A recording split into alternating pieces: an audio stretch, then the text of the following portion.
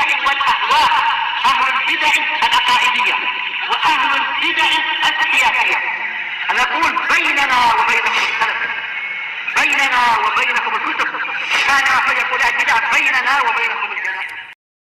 Assalamualaikum warahmatullahi wabarakatuh. Insya Allah itu tidak menyelisihi, karena tidak ada dalil yang sampai mewajibkan seperti itu. Hatta untuk sholat saja, idza qumtum ila sholah faghsilu wujuhakum, takdirnya dijelaskan oleh Imam At-Tabari, yaitu muhdisin. Jika kalian berdiri untuk sholat dalam keadaan kalian hadas, maka berwudu'lah. Apalagi yang tidak sampai seberat sholat, yaitu masalah tidur. Menunjukkan bahwasanya kalau yang sholat saja dia tidak diwajibkan berwudu lagi selama dia tidak berhadas, apalagi sekedar tidur dalam keadaan dia masih punya wudu. Sebagaimana dijelaskan oleh para pensyarah, hadis ini menunjukkan yaitu disunnahkannya menjaga kesucian tatkala tidur. Jadi tidak masalah apakah tidurnya itu dengan wudu dari sholat isya ataukah tidak demikian, tidak masalah. Walaupun tentunya lebih bagusnya adalah berwudu setiap kali mau tidur, sebagaimana lebih bagusnya adalah berwudu untuk setiap kali sholat. Jelas itu lebih utama. Tapi kalau masalah bolehnya, boleh dan tidak menyelisihi sunnah Nabi untuk sholat dengan memakai wudu yang sebelum-sebelumnya. Berarti demikian juga, yaitu tidur dengan memakai wudu yang masih ada, yang belum terbatalkan wudu yang sudah ada sebelumnya. Ini sekedar masalah boleh, yaitu tidak sampai menyelisihi sunnah. Adapun masalah lebih utamanya, jelas yang lebih utamanya adalah sebagaimana Nabi mencontohkan, yaitu berwudu untuk setiap kali sholat. Itulah yang lebih utama. Berarti demikian pula berwudu untuk setiap kali tidur. Tapi sebagaimana Nabi juga mencontohkan beberapa kali, yaitu menggunakan satu wudu untuk sejumlah sholat, tidak memperbaharui wudu, menunjukkan boleh juga untuk tidur dalam keadaan tidak memperbaharui wudu. Yang penting masih ada kesucian. Bahkan tidak tercela untuk seseorang itu tidur tanpa berwudu, yaitu tidak sampai makruh. Cuma sunnahnya adalah yang disebutkan tadi. Dan telah dijelaskan oleh para ulama, tidaklah orang yang meninggalkan suatu kemustahaban langsung dikatakan terjatuh ke dalam perkara yang makruh. Baik. Sebagaimana orang yang, yaitu apa? Yaitu bersiwak.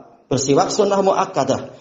Apakah orang yang tidak bersiwak ketika mau sholat berarti dikatakan dia jatuh pada perkara yang makruh? Berarti sekian bulan setiap harinya saudara-saudara kita, dan bahkan bukan sekedar saudara kita sama tulab, bahkan sebagian ulama yang tidak memakai siwak berarti itu jatuh kepada perkara yang makruh. Tentunya tidak demikian. Apalagi bukan hanya masalah sholat memakai siwak.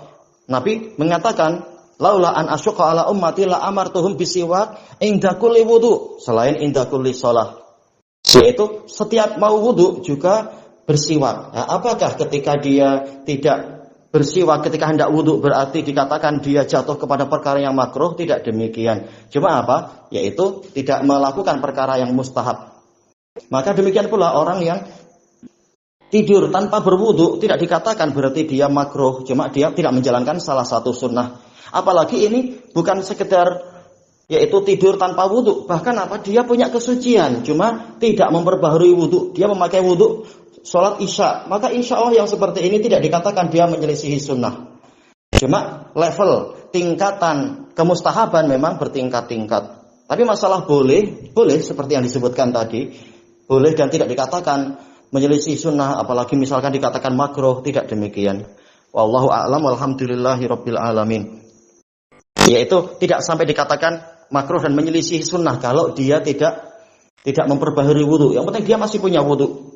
Hanya saja tentunya kalau tidak berwudu sama sekali dan dia sudah batal, dia dikatakan menyelisihi sunnah. Cuma tidaklah dikatakan berarti dia itu berdosa atau tercela. Karena orang yang menyelisihi sunnah yang sifatnya adalah mustahabah, tidak dikatakan jatuh pada perkara yang makruh. Cuma meninggalkan satu sunnah, meninggalkan satu perkara kemustahaban.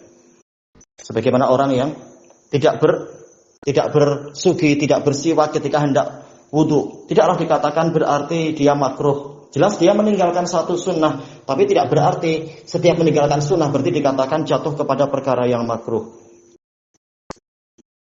Baik. Sebagaimana apa? Sholat dalam keadaan tidak memakai alas kaki. Padahal Nabi sering, hadisnya mutawatir, sholat memakai alas kaki. Tapi ada satu hadis, yaitu sholat Nabi sallallahu alaihi wasallam hafiyan wa munta'ilan. Hadis Abi Hurairah. Nabi pernah sholat dalam keadaan tidak memakai alas kaki. Nabi juga pernah sholat dalam keadaan memakai alas kaki. Tidaklah dikatakan apa yang biasa dilakukan oleh kaum muslimin, ulamanya dan orang awamnya dan pelajarnya yang boleh jadi berbulan-bulan bertahun-tahun sholat dalam keadaan tidak memakai alas kaki berarti dia jatuh pada perkara yang makruh. Memang dia meninggalkan satu sunnah, tapi tidaklah langsung dikatakan berarti makruh, bertahun-tahun berbuat makruh terus. Tidak demikian. Kesimpulannya apa? Tidak selalu yang meninggalkan suatu sunnah berarti dikatakan sampai tingkat makruh. Tapi dikatakan iya dia meninggalkan satu sunnah. Baik. Adapun kalau yang antum tanyakan itu tadi, insya Allah tidak sampai dikatakan menyelisihi sunnah Rasul. Karena intinya adalah menjaga wudhu, yaitu menjaga kesucian. Menjaga kesucian boleh jadi dengan memperbaharui wudhu, boleh jadi dengan apa? Yaitu tidak berhadas. Maka insya Allah sholat, yaitu tidur tanpa memiliki wudhu yang baru karena masih memiliki wudhu yang lama, wudhu sholat isya, insya Allah tidak dikatakan menyelisihi sunnah. Wallahu a'lam walhamdulillahi rabbil alamin.